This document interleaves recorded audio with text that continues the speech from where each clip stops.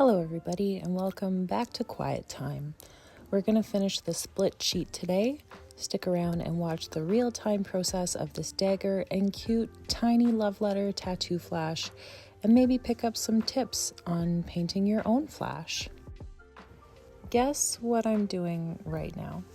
Yeah, I'm painting, so I'm sitting under a blanket with a sock over the speaker of my phone, like held on with a hair elastic. I've been doing a lot of research and taking notes on what other YouTubers suggest for starting your own channel.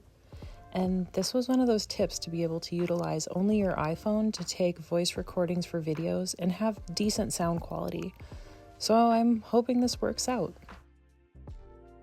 I did do some various tests with putting a Kleenex over the speaker of the iPhone, doing voice recordings without the blanket over the head, with the blanket, a sock, and overall the sock with the blanket over the head does work pretty well, because otherwise, you can hear background noises, little gross mouth sounds. So here we are. This is what we're doing today.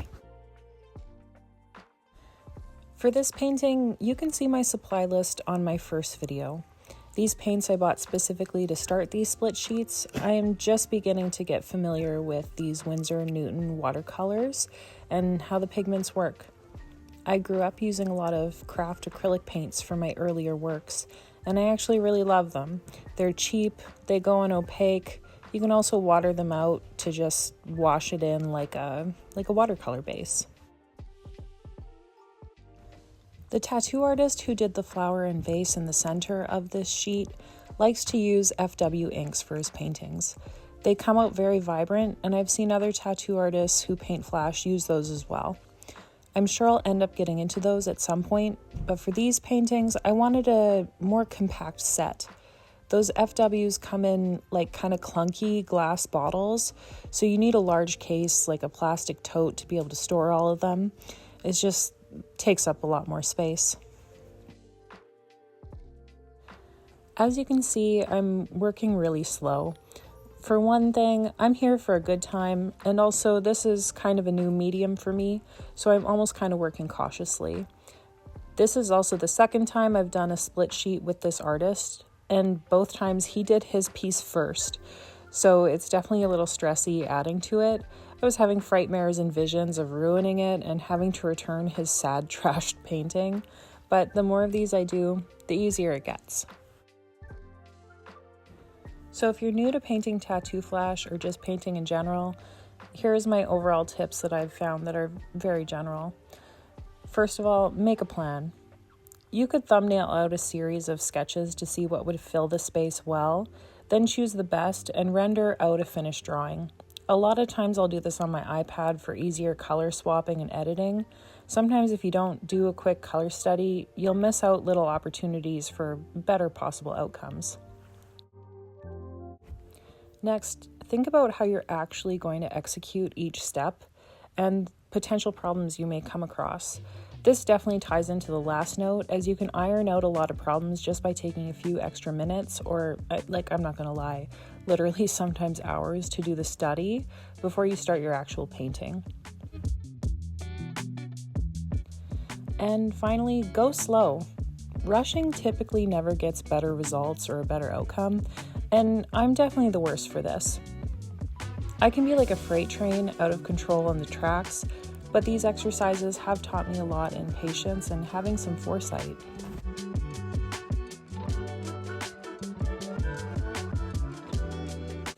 For example, one thing I found the first time working with this paper is it does have a fair amount of texture.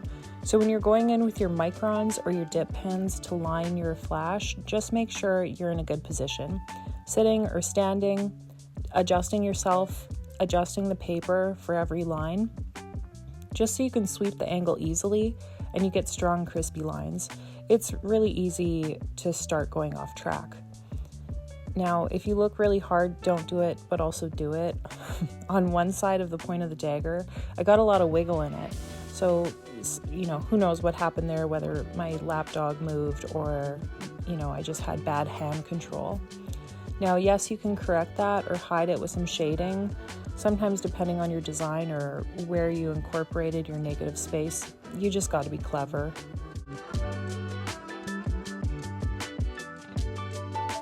Lots of times I'll get posted up to sweep my brush or drag a line, and I'll like phantom try it. Like I won't be touching the paper, but I'll just move my hand in the exact angle that I think I'm going to do for dragging that line, just to see if there's going to be any impingements in my movement that could interrupt the line quality.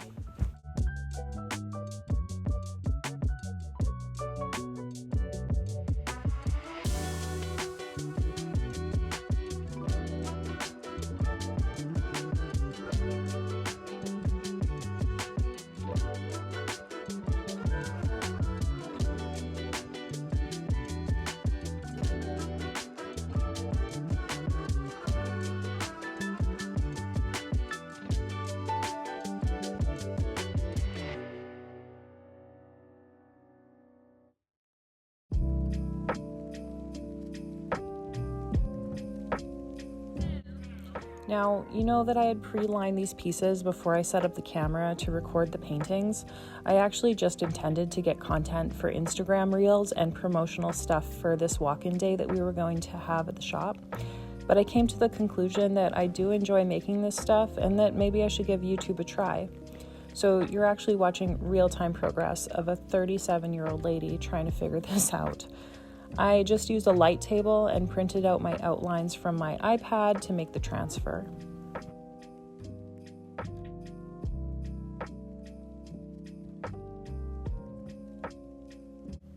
Anyways, I tend to work the blacks first and get any gradients in so I can just wash color right over.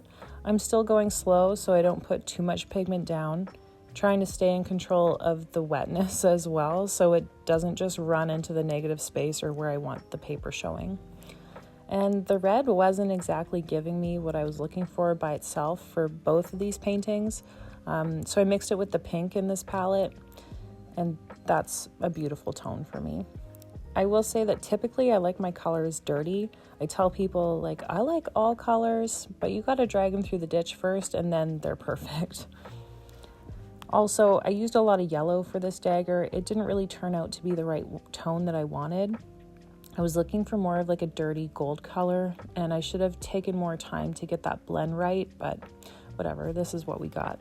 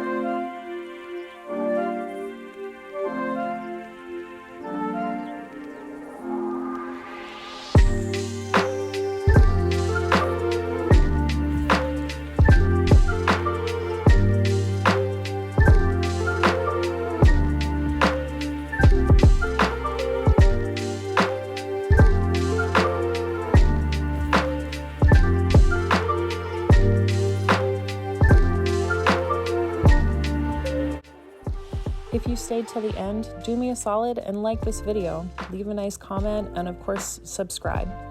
Thanks for hanging out. I hope you enjoyed it and took some tidbits of information to help you if you decide to paint some tattoo flash.